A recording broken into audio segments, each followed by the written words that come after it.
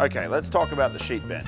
I want you to imagine for a second that the climber has just lowered their rope into you and told you to tie a tagline on for them. What you're going to do is grab that rope in one hand, and with your other hand, you're going to get the back of your hand facing towards your chest and the thumb facing down. You are then going to grab the climber's rope and make your hand comfortable by rolling it away from you. You've just created a half hitch. Now with your other hand, you're going to pinch where it crosses over.